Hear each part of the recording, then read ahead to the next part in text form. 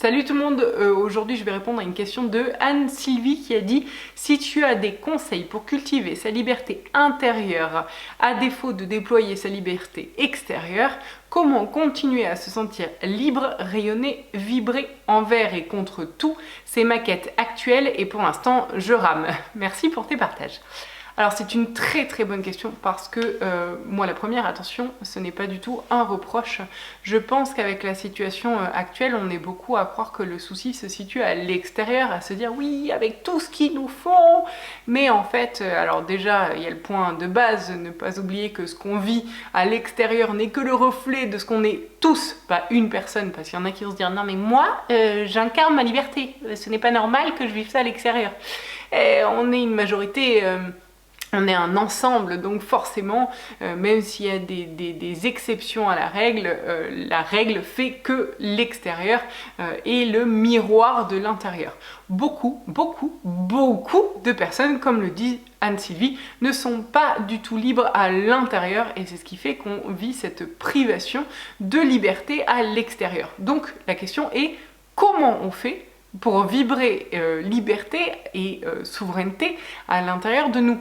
Le premier point, c'est d'avoir envie de vibrer ça. Le deuxième point, c'est de ne pas se trouver des excuses.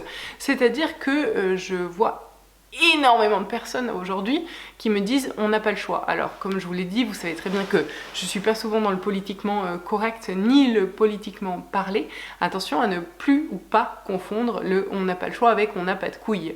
Parce que à aujourd'hui, beaucoup de personnes, parce qu'elles n'ont pas de courage ou qu'elles croient ne pas être possible de changer leur situation actuelle, se croient obligées d'être soumises à ce qui se passe à l'extérieur. On parle de passes, de piqûres, de tests, de ce que vous voulez, de parents qui veulent que vous choisissiez telle ou telle voie. On a toujours un quelqu'un à l'extérieur qui attend quelque chose d'autre de nous.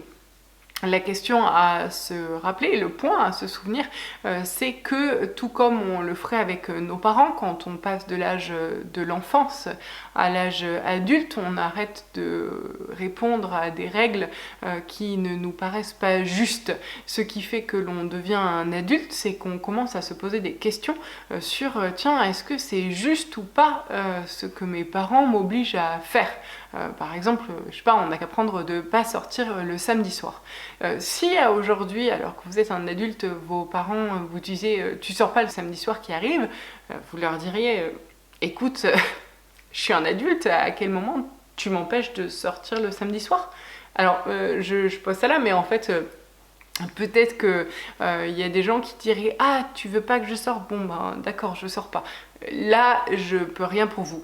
Par contre, pour les personnes qui se posent des questions par rapport à leurs parents, demandez-vous simplement en quoi les personnes autres que vos parents sont censées avoir plus de poids que vos parents, en fait. À quel moment le gouvernement, à quel moment votre boss, à quel moment votre prof est censé avoir un droit de vie sur vous, parce que là, c'est ce dont on parle.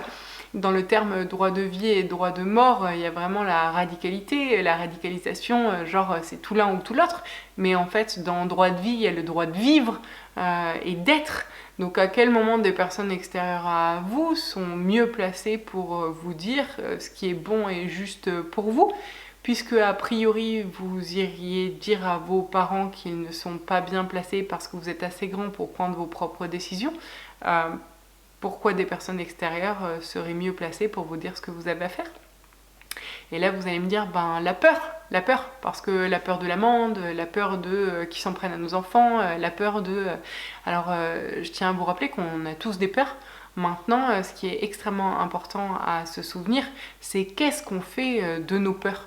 Vous avez le choix de les laisser diriger votre vie et donc d'être soumis à vos peurs et d'agir en fonction d'eux. Donc j'ai peur qu'on me mette une amende, donc je mets le masque jusque là avec mes lunettes par-dessus, j'ai de la buée, j'y vois plus rien, ou je le mets pas, ou je le mets là pour pas qu'on me fasse chier. À vous de voir quel est le level que vous êtes prêt à accepter, mais surtout posez-vous la question, est-ce que vous avez envie d'être soumis à vos peurs et les laisser diriger vos choix et votre vie, ou Est-ce que vous souhaitez avoir conscience de vos peurs? On en a tous, mais on choisit ou non de les laisser diriger notre vie. Donc vous pouvez en avoir, vous dire ok, j'ai ces peurs-là, pour autant je choisis. Alors je suis peut-être pas hyper serein dans mon choix, mais je choisis que cette peur-là n'ait pas un impact majeur dans ma vie, dans mon quotidien. Et c'est ça qui va faire que vous allez retrouver une liberté intérieure, et plus vous allez retrouver une liberté intérieure, plus bien sûr ça va se manifester à l'extérieur, parce que même si au niveau de la globalité beaucoup de gens restent encore non réveillés, plus on va être de gens réveillés entre guillemets qui ne nous laissons pas soumettre à nos peurs et à l'extérieur, plus obligatoirement l'extérieur va se manifester comme étant le miroir de ce que nous sommes à l'intérieur. Donc plus on est de réveillés, plus l'extérieur sera réveillé aussi. C'est une histoire de logique. Donc pour retrouver pour cultiver votre liberté intérieure, je vous conseille de faire des choix au fur et à mesure qui vont dans le sens de ce que vous pensez être bon et juste. Alors si vous ne vous sentez pas capable au début de faire des gros choix comme ça, je comprends tout à fait, mais apprenez au moins à faire des petits choix. C'est-à-dire que si votre mec vous demande de faire un truc que vous n'avez pas envie de faire, bah arrêtez de dire oui alors que vous vibrez non. Comme dirait ma copine Nadia, arrêtez de vibrer pastèque. Pastèque, elle vibre vert à l'extérieur et elle est complètement rouge à l'intérieur. Et ben moi je vois des pastèques partout. Vous êtes énormément à vibrer rouge à l'intérieur et dire oui oui d'accord je vais le faire. Mais à l'intérieur de vous c'est putain mais quel enculé, il m'a demandé de faire un truc, il savait très bien que j'avais pas envie de le faire, alors qu'en fait il aurait simplement suffi que vous disiez non merci, ça ne me convient pas. Du coup j'ai appris ça à ma fille qui me l'a sorti il y a pas longtemps, où je lui ai dit tu peux faire ça s'il te plaît, elle m'a dit non merci. Je lui ai dit bah si, il faut que tu le fasses pour m'aider. Ben j'ai pas envie. Ah ok. Je lui ai dit d'accord, mais du coup si tu m'aides pas, tu comprendras que moi je me force pas non plus à t'aider quand je n'ai pas envie.